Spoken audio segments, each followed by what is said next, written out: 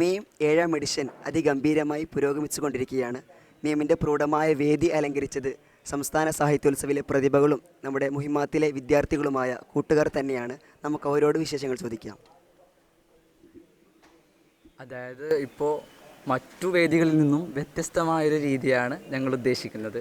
അങ്ങനെയാണ് ഈ ബാക്ക്ഗ്രൗണ്ട് ഉണ്ടാകുന്നത്. ഇതിൻ്റെ പിന്നിൽ ധാരാളം ആളുകളുടെ എഫേർട്ട് ഉണ്ടായിട്ടുണ്ട്.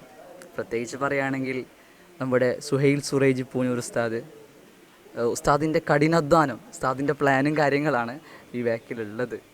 അപ്പോൾ അങ്ങനെയൊക്കെയാണ് ഈ സ്റ്റേജ് ഇവിടെ വന്നത്. തീർച്ചയായും ഇതിനുവേണ്ടി എത്ര സമയം ചെലവഴിച്ചു, എന്തൊക്കെ സാമഗ്രികളാണ് ഇതിനുവേണ്ടി ഉപയോഗിച്ചിട്ടുള്ളത്? തികച്ചും ക്ലാസ് സമയങ്ങൾ ഒഴിവാക്കിയിട്ട് ഒഴിവുള്ള സമയങ്ങളിൽ കൂടി ചെയ്തതാണ് ഈ കാണുന്ന വേദി.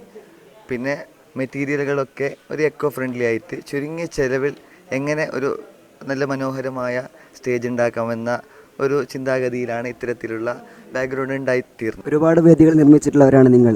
എവിടെ നിന്നാണ് ഇതിലേക്ക് പ്രചോദനം ലഭിക്കുന്നത്? തീർച്ചയായും നമ്മൾക്ക് മുഹിമ്മാത്തിൽ നിന്ന് തന്നെ ഇതിനൊക്കെയുള്ള ഒരുപാട് പ്രചോദനങ്ങൾ നൽകാറുണ്ട്. ആദ്യഘട്ടങ്ങളിൽ നമ്മൾക്ക് ഇങ്ങനെയുള്ള വേദികൾ ഒരുക്കി തന്നതും മുഹിമ്മാത്ത് തന്നെയാണ്. അതിൽ നിന്ന് ശേഷം നമുക്ക് ഒരുപാട് അവസരങ്ങൾ ഇവിടെ മുഹിമ്മാത്തിൽ നിന്നാണെങ്കിലും കാസർഗോഡ് ജില്ല, കർണാടകയിലൊക്കെ അവസരങ്ങൾ ലഭിച്ചിട്ടുണ്ട്.